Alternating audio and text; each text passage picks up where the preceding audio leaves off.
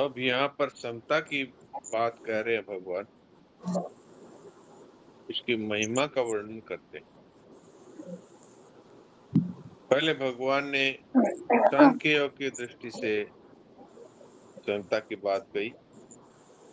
अब भगवान कह रहे हैं कि कर्मयोग की दृष्टि से अब समता को सुनो, क्योंकि समता से युक्त हुआ मनुष्य कर्म बंधन का त्याग कर देता है। 3:30 ला हात धुवून घे तुझे, ये हात तो देऊन तसं. भगवान ने संबुद्धि का वर्णन पहले सांख्य योग से किया 11 से 30वें श्लोक तक, कि देह का ठीक ठीक विवेक होने पर समता आ जाती है, अर्थात अपने स्वरूप में अपनी स्थिति का अनुभव हो जाता है, समता में अपनी स्थिति हो जाती है। ते है ना, ते कुर्सी इकडे घे. अगर देह में हमारी ममता रहेगी, आसक्ति रहेगी, पूर्ण. तो विषमता आ जाएगी। अगर देह और देह का ठीक से विवेक हो जाएगा, तो फिर मनुष्य को स्वतः ही समता में स्थिति होगी। अब ये भगवान यहाँ से कुर्सी इकडे घे. उसी समता को कर्मयोग से कैसे प्राप्त करना है, इसकी बात कहते हैं। अर्जुन के मन में शुरू से ये था कि युद्ध करेंगे तो कुटुंबियों को मारना होगा, इससे पाप लगेगा। अर्धा घंटा साहेब बस. तो भगवान कहते हैं कि समता पूर्वक यदि युद्ध भी किया जाए तो पाप नहीं लगता। सुख दुखे समय कृत्वा लाभा लाभो जयाजयो तत्तो युद्धस्य नैवं पापम वाप्स्यसि। सुख सुख दुख लाभ हानि जय पराजय को अगर समान समझ करके युद्ध किया जाए तो फिर पाप नहीं लगेगा। तो वो समता कैसे प्राप्त की जाए, तो अब कर्मयोग की दृष्टि से उसकी बात यहाँ पर कहना शुरू करते हैं।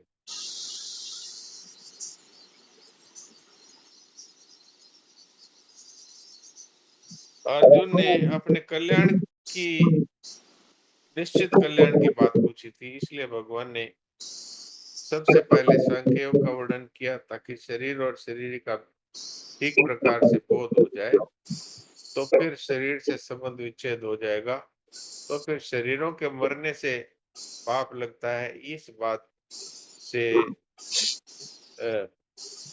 निस्तार मिल जाएगा। अर्थात वास्तव में ये शरीर प्रतिक्षण मर ही रहा है। अगर अपने स्वरूप में हमारी स्थिति हो तो हमें पता लगता है कि न तो स्वरूप किसी को मारता है और न मरता है, अर्थात ये जो शरीरी है ये न मारता है न मरता है, ये बात पहले आ गई। अब यहाँ पर ये बात कह रहे हैं कि इसी प्रकार की समता को यदि तू कर्मयोग से प्राप्त करना चाहता है तो बाई इसका ते बुढीला तरीका यहाँ सांग भगवान कळा बताते म्हणा.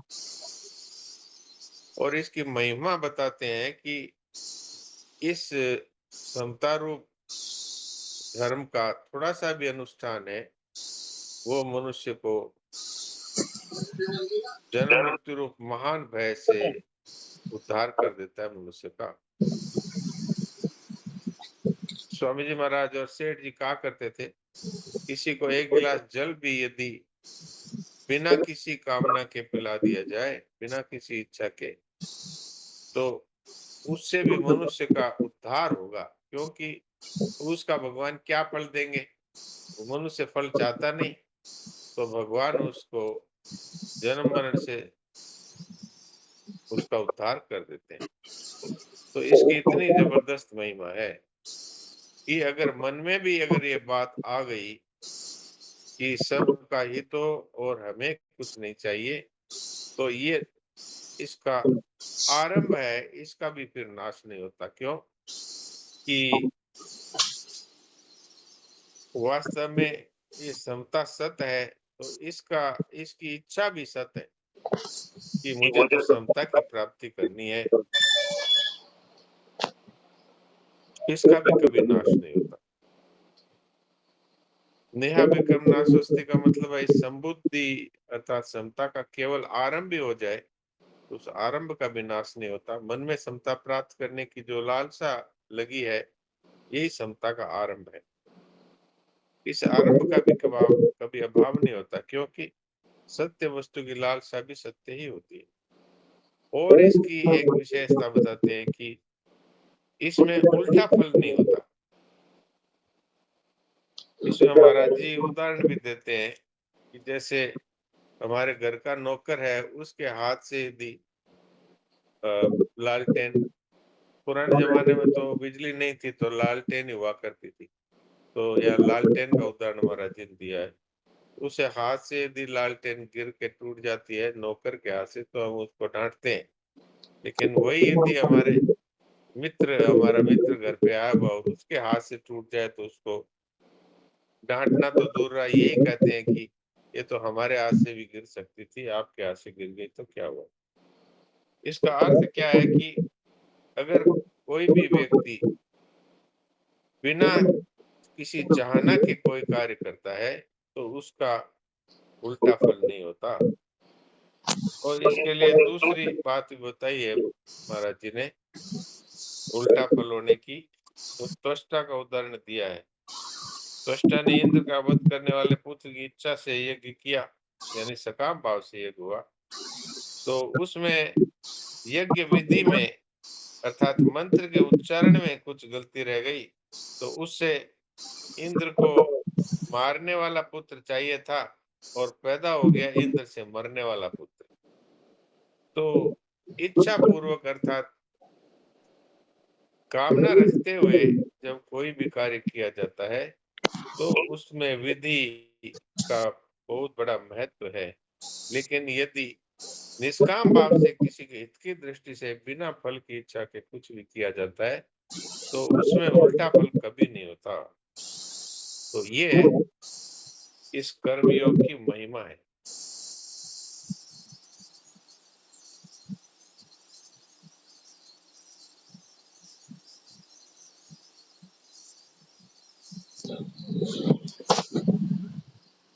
समता संबंधी विशेष बात में महाराज जी ने 4 बातें बताई है। झालं का? इस समता के द्वारा मनुष्य कर्म बंधन से मुक्त हो जाता है।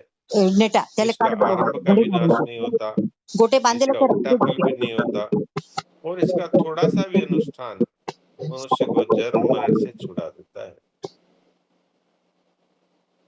तो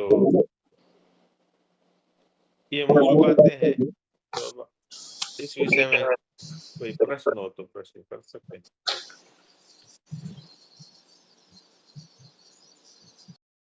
डॉक्टर साहब प्रणाम. डॉक्टर प्रणाम। पहले नटवर जी फिर प्रीति। डॉक्टर साहब ये लोक संग्रह को लोक मर्यादा को सुरक्षित रखना इसके बराबर बताया गया, ये कैसे क्या? नहीं, लोक संग्रह भी वही है और लोक मर्यादा को सुरक्षित रखना भी वही है। लोक मर्यादा को सुरक्षित रखने का अर्थ होता है कि जो भगवान ने विधान किया है अथवा जो हमारे पूर्वजों ने जो परंपरा से जो विधान कर रखा है वो भी वेद शास्त्रों के अनुसार ही करते थे। तो उस मर्यादा का पालन इसलिए किया जाता है कि ताकि आने वाली पीढ़ियां हैं वो भी जो देखेगी तो उसके अनुसार ही करेगी।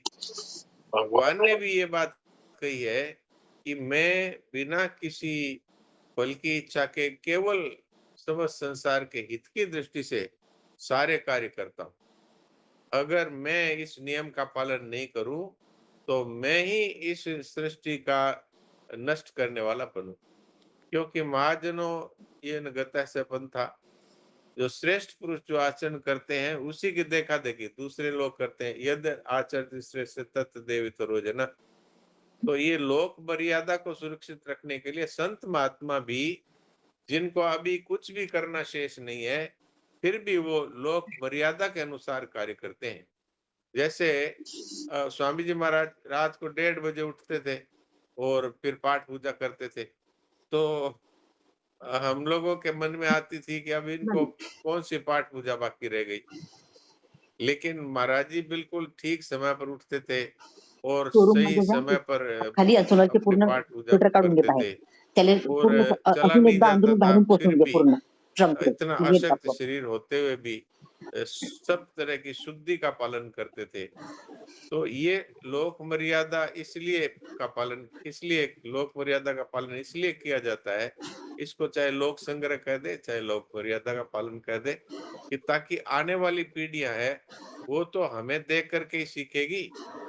तो इसलिए ये लोक संग्रह की और लोक मर्यादा की बात कही जाती है। जी डॉक्टर साहब, तो बिल्कुल समझ में आ गया, बहुत अच्छा, प्रणाम। जैसे अर्जुन को भी भगवान ने कहा कि तू युद्ध छोड़ करके भाग जाएगा, तो पीछे की संतानें हैं, जो पीछे वाले लोग हैं, वो कहेंगे अर्जुन सूरवीर होते हुए भी कायर निकला, तो युद्ध छोड़ के भाग गया। तो लोक संग्रह की दृष्टि से भी तुमको ये युद्ध करना कर्तव्य है। ये बात है। नारायण नारायण जी नारायण। नारायण। प्रीति बोलो। डॉक्टर साहब प्रणाम। नारायण नारायण। प्रणाम। डॉक्टर साहब वो जो नारायण। 2 एग्जाम्पल दिए, एक तो मंत्र का उच्चारण गलत होने से गलत प्रभाव हुआ, इंद्र का उदाहरण जो दिया हाँ। गया। दूसरा वाला एग्जाम्पल जो पहला था, उसमें जो नौकर के हाथ से लालटेन टूट गई और कोई परिचित के हाथ से टूट गई, तो उसमें उल्टा फल नहीं होगा, ये बात मुझे समझ में नहीं आई। नहीं, उल्टा फल यही है कि डांट खाना, अगर ये डांटना ही था तो उस मित्र को भी डांटते थे, डांट सकते थे, लेकिन नौकर को ही डांटा, मित्र को नहीं डांटा। तो मित्र के प्रति जो है वो हमारा भाव क्या है कि इसका कोई स्वार्थ नहीं है, ये तो हमारे साथ मित्रता रखता है, इसलिए सेवा के लिए इसने अंधेरे में हमारी सहायता के लिए लालटेन लेके चला था और हाथ से गिर गई। तो गिर गई तो अब इसको उसको डांटना बनता नहीं, क्योंकि वो तो केवल निस्वार्थ भाव से सेवा के लिए लालटेन वो उठा के चला था और हाथ से गिर गई। और नौकर है, वो भी सेवा के लिए ही चला था, लेकिन चूंकि वो तनख्वाह लेता है, निष्काम भाव से नहीं करता, इसलिए उसको डांट पड़ी। ये तात्पर्य है। तो कार्य तो दोनों से एक ही हुआ, यानी कि लालटेन तो फूट ही गई, लेकिन उसको डांट पड़ी, उसको नहीं पड़ी। ये तात्पर्य है। जी, आया डॉक्टर साहब समझ में। और मुझे ये पूछना है कि समता की इच्छा मात्र, आपने कहा कि ये सत है, सत यानी परमात्मा। तो हाँ डॉक्टर साहब, समता की जो बात कही जाती है कि किसी भी तरह की कोई भी परिस्थिति आए हम सम रहें, और समता जी। की गीता जी में इतनी ज्यादा महिमा बताई गई है, तो थोड़ा सा हमें और डिटेल में आप समझाइए ना इसको। तात्पर्य ये है कि मनुष्य सम कैसे रह सकता है, इस पर गंभीरता से सोचना चाहिए कि भाई लाभ हानि में भी दोनों में कोई फर्क ना पड़े, मान अपमान में भी फर्क ना पड़े, जय पराजय में फर्क ना पड़े, किसी भी परिस्थिति जो भी सामने आती है उसमें हर समय आनंद बना रहे, किसी प्रकार का दुख ना हो। ये कैसे हो सकता है? ये तभी हो सकता है कि जब मनुष्य उस किसी भी कार्य का फल नहीं चाहता, अर्थात केवल दूसरों के हित की दृष्टि से कार्य करता है, अथवा केवल कर्तव्य पालन की दृष्टि से कार्य करता है। जैसे मैं उदाहरण देता हूँ कि आजकल ये सुनने में आता है कि बच्चा 12वीं क्लास में फेल हो गया, तो वो पटरी के नीचे जाके कट गया, आत्महत्या कर ली, कोई छत से कूद गया। तो ये क्यों हुआ? क्योंकि वो ये इच्छा रख करके और पढ़ाई कर रहा था कि मैं पढ़ूंगा तो मैं अवश्य ही पास हो जाऊंगा, नंबर 1। नंबर 2 पास हो जाऊंगा तो मैं अच्छे कॉलेज में मेरा एडमिशन हो जाएगा, और फिर अच्छे कॉलेज में एडमिशन हो जाएगा तो मैं एक डिग्री ले लूंगा। मैं डिग्री ले लूंगा तो मुझे कोई बहुत बड़ी अफसर वाली कोई अच्छी पोजीशन मिल जाएगी। इस तरह से वो इच्छाओं का अंबार लेकर के और वो पढ़ाई कर रहा है। तो एक तो इस तरह से पढ़ाई कर रहा है, दूसरा केवल इसलिए कर रहा है कि पढ़ाई करने से ज्ञान मिलेगा, योग्यता बढ़ेगी, इससे संसार की और परिवार की सेवा करूँगा। तो आप बताइए, वो ये कहता है कि अगर एक बार फेल हो गया तो क्या है? इसका मतलब मेरे को थोड़ा ज्ञान कम हुआ है, अब मैं दोबारा अच्छी तरह पढ़ करके ज्ञान प्राप्त करूंगा। फेल और पास है, इस पे मेरी दृष्टि नहीं है। मेरी दृष्टि है ज्ञान प्राप्त करना और उसके बाद उस योग्यता के द्वारा संसार की सेवा करना। तो दोनों में से कौन ऐसा है कि जो समता में स्थित हो सकता है, आप बताइए। जी डॉक्टर साहब, जो ज्ञान अर्जन के लिए लगा है। हाँ, और उसके अंदर भावना है कि सबकी सेवा होगी, सबका हित होगा, संसार मात्र का हित होगा मेरे द्वारा। तो इससे सिद्ध क्या हुआ कि समता में स्थित होना कोई जादू नहीं है। ये है अगर आपका उद्देश्य सबका हित हो, अपना कोई स्वार्थ नहीं हो, अपनी कोई इच्छा नहीं हो, अपना कोई कामना नहीं हो, जो मैं अफ़सर बन जाऊँगा तो फिर लाखों करोड़ों कमाऊँगा, फिर मेरे बड़े-बड़े बंगले होंगे, फिर बड़े-बड़े मेरे ठाठ होंगे। इस तरह से जो कामनाओं को अंबार लगा करके और जो आगे बढ़ता है, वो समता में स्थित नहीं रह सकता। तो समता में स्थित कौन रह सकता है? जो कर्तव्य पालन की दृष्टि से अथवा लोक हित की दृष्टि से जो कार्य करता है। तो इसलिए ये बात कही कि समता है वो भगवान का रूप है। निर्दोषम ही समम ब्रह्म तस्मात् ब्रह्मणि ते स्थिता। जो समता में स्थित रहते हैं वो वास्तव में ब्रह्म में स्थित है। और समता का इतना बड़ा महत्व बतलाया है कि समता ब्रह्म का स्वरूप ही है साक्षात। निर्दोषम ही समम ब्रह्म, ब्रह्म निर्दोष और सम है। इसी तरह जो समता में स्थित है वो ब्रह्म में स्थित है। तो ये बात जो आपने प्रश्न किया, इस विषय में कुछ बताइए तो मन में आई सो आपकी सेवा में रख दी। जी।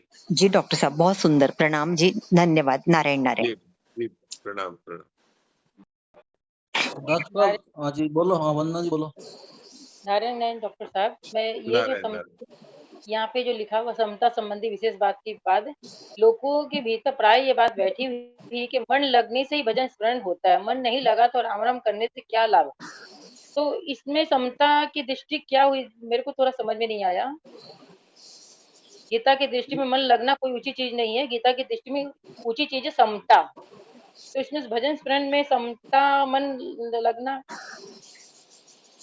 नहीं है, जैसे कोई व्यक्ति राम राम तो करता है, लेकिन वो झूठ भी बोलता है और चोरी भी करता है, कपट भी करता है, और वहां पर झालं का? वो क्या किया? यदि पोचलं. उसकी जगह पर वो झूठ कपट झटक काढलं. करके ते हर्षस्थ झटकलं भाव चद्दर में स्थित पोचलं ते अंदरून बाहेरून. बरं, आता ते पूर्ण स्वेटर इथे आणून ठेवून दे.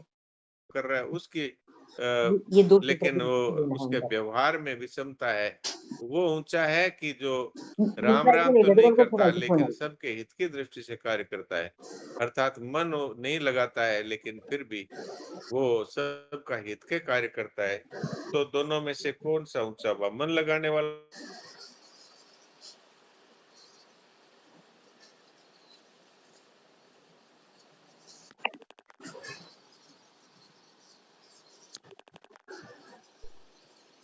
जी, जी, बहुत समझ में आया। जी, नारायण, नारायण। हाँ जी डॉक्टर साहब, ये समता और निष्काम होना एक ही बात है क्या? हाँ, बिल्कुल।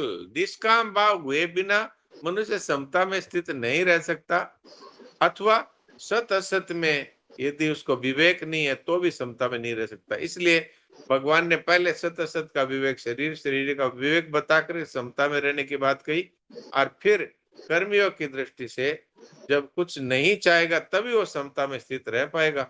तो इसलिए समता में स्थित रहना और कर्मयोग वो भी है, और समता में स्थित रहना और सांख्य योग की दृष्टि से भी है। दोनों तरह से भगवान ने बताई। दूसरा जी। ये का डॉक्टर साहब, स्वामी जी के प्रवचन में सुना था कि थोड़ी सी भी समता कल्याण करके ही छोड़ती है और समता के टुकड़े नहीं होते। इसका टुकड़े नहीं होता, इसका क्या अभिप्राय है? यार थोड़ी सी समता भी कल्याण करके ही छोड़ेगी, मतलब इतना महत्व बताया स्वामी हाँ, जी। ये तो मैंने उदाहरण दिया ही था कि स्वामी जी महाराज भी कहते थे, सेठ जी भी कहते थे कि किसी को निष्काम भाव से एक गिलास पानी भी पिला दिया तो और उसका फल आप कुछ चाहते नहीं, तो भगवान आपको जन्म मरण से मुक्त करना ही पड़ेगा भगवान को। यानी थोड़ा सा भी अनुष्ठान आपने कर दिया तो आपका जन्म मरण से उद्धार ही कर देगा। तो ये तात्पर्य है कि यानी निष्काम भाव ही समता है और समता ही निष्काम भाव का एक रूप है। जी डॉक्टर, हाँ जी, बोलो, कौन बोल रहे हो? राम अच्छा, राम। दूसरा प्रश्न ये है कि हाँ समता के टुकड़े नहीं होते, दो तो हाँ हाँ, टुकड़े ये बता कैसे टुकड़े कैसे हुए? यानी कि वो मान लीजिए धन में तो समता रखता है, लेकिन जहां अपमान हुआ वहां पर अगले से लड़ने बैठ गया। तो इस तरह से नहीं होता कि मेरे में थोड़ी समता तो आ गई। समता का अर्थ होता है कि वो सम अर्थात परमात्मा में स्थित हो गया। अब उसकी किसी भी प्रकार से उसमें राग द्वेष नहीं आ सकते। जी जी, बहुत सुंदर। और कोई बोल रहा था, कौन बोल रहे थे? डॉक्टर साहब ये लास्ट वाली बात को दोबारा थोड़ा सा बताओ। डॉक्टर साहब लास्ट वाली बात को एक बार दोबारा थोड़ा सा बताओ। बहुत कौन अच्छी सी बात बात? की है कि ये टुकड़े की कौन बात सी? जो बताई ना आपने, ये टुकड़े वाली बात बड़ी महत्वपूर्ण लगी। टुकड़े की बात यही है कि मनुष्य अपनी कसौटी ऐसे लगा ले कि कितना ही धन चला जाए मुझे कोई फर्क नहीं पड़ता, लेकिन अगर कोई उसके नाम को लेकर के निंदा करे तो वो उसके ऊपर गुस्सा कर देता है। तो इसका अर्थ ये नहीं है कि मेरे में थोड़ी बहुत समता तो आई है, देखो मेरा धन चला गया फिर भी मुझे कोई फर्क नहीं पड़ा। तो समता का तात्पर्य ये है कि या तो सत असत के विवेक से वो असत के नष्ट होने पे उसको कोई फर्क नहीं पड़ता, क्योंकि वो हर समय अपने आप अपना सत में अपनी स्थिति का अनुभव उसने कर लिया। ऐसा नहीं है कि थोड़ा बहुत तो मैंने असत को जान लिया, लेकिन फिर कभी-कभी मेरे में गुस्सा आ जाता है अथवा मैं दुखी हो जाता हूँ। ये नहीं चलता, क्योंकि यद ज्ञात्वा न पुनर्मोहम, पूरा जो जान गया फिर उसमें थोड़ी सी भी विषमता नहीं आ सकती। और अगर कोई अपने में अभिमान कर ले कि मुझे क्या फर्क पड़ता है चाहे कुछ भी हो जाए, लेकिन उसका जब बेटा है वो बीमार हो जाता है तो वो फूट फूट के रोने लगता है।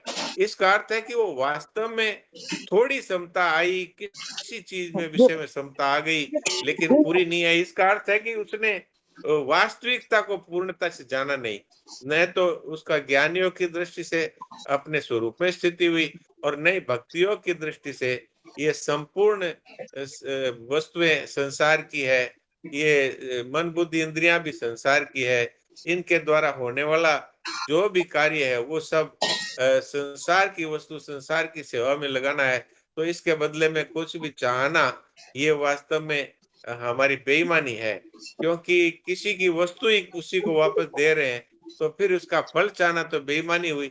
इस तरह से जो समता को ठीक प्रकार से समझ लेता है, उसके फिर ऐसा नहीं होता कि एक चीज में तो समता हो गई, दूसरी चीज में वो विषमता में पड़ गया। ये तात्पर्य।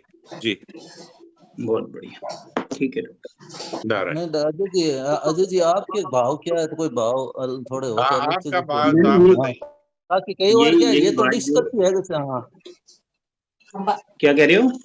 कुकर से ढक्कन गया ये तो आपस में एक दूसरे को क्लियर करने वाली बात। कोई हाँ आपका भी भाव है तो बताओ। हाँ हाँ, हाँ, आपका इस विषय में कोई विशेष भाव है तो नहीं आप नहीं, बताइए। बहुत ही बढ़िया बात है। देखो डॉक्टर साहब, मैं ये बात मेरे को ना बहुत टाइम से लगती है, हम लोगों में साधकों के अंदर ना, जैसे किसी व्यक्ति के प्रति हमने द्वेष पाल लिया तो मतलब सालों साल निकल जाते हैं, वो द्वेष खत्म नहीं होता। सत्संग कर रहे हैं, साधक संजीवनी पढ़ रहे हैं, नाम जप भी कर रहे हैं, सब कुछ कर रहे हैं, पर वो एक दो व्यक्तियों के विषय में ऐसा जो भावना बन जाती है ना, वो हटती नहीं है। ये बात समझ में नहीं आती, उसके लिए क्या करें? नहीं, इसका तात्पर्य ये है कि हमने वास्तव में न तो ज्ञानियों की दृष्टि से इस बात को समझा है कि ये संसार पूरा का पूरा ही विषमता वाला ही है। कोई झूठ बोलने वाला होगा, कोई सच बोलने वाला होगा, कोई हित करने वाला होगा, कोई हिंसा करने वाला होगा। तो जैसे उनसे हमारा कोई राग द्वेष नहीं है, क्योंकि हम उनसे अपना संबंध नहीं मानते, तो किसी से भी ममता का कामना का संबंध रखते हैं, तब इस तरह की राग द्वेष की बातें आती है। तो एक प्रकार से यदि हम समता में स्थिति चाहते हैं तो हमें या तो भक्तियों की दृष्टि से ये मानना होगा कि भगवान ही है जो कलयुग की लीला कर रहे हैं, भगवान ही तो सम हो गए, अथवा कर्मियों की दृष्टि से कि ये संसार है वो है ही विविधता वाला, इसमें कोई शिकार खेलता है तो कोई वेद पाठ करता है, इससे हमें कोई लेना देना नहीं। अगर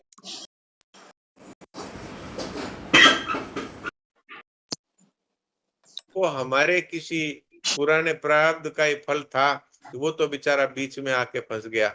इस तरह से अगर हम चाहे ज्ञानियों की दृष्टि हो, चाहे कर्मियों की दृष्टि हो, इससे यदि हम वास्तव में समता में स्थित हो जाते हैं, तो फिर उसका जो राग द्वेष है वो पहले था, और जब हमारी ऐसी धारणा हो जाती है, चाहे ज्ञानियों की दृष्टि से असत भावने विद्यते, जो कुछ भी दिख रहा है ये सब वास्तव में असत है, इसका अभाव ही है, अथवा ये सब वासुदेव ही है लेकिन ये कलियुग की लीला कर रहे हैं, तो भी हमारा समभाव हो सकता है।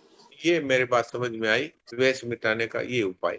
और नहीं तो सीधा सीधा व्यवहारिक उपाय सेठ जी स्वामी जी महाराज बताते थे कि कोई अगर द्वेष लेके मरता है तो उसको प्रेत बनना पड़ता है।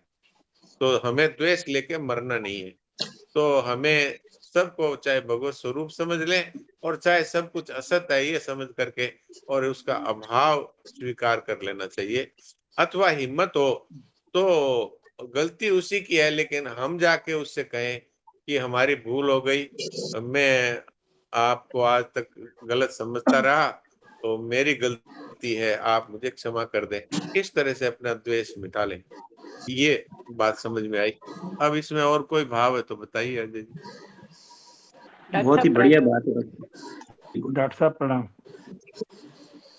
अच्छा, पहले सरला जी को बोलने दीजिए, फिर हरिओम जी बोलिए।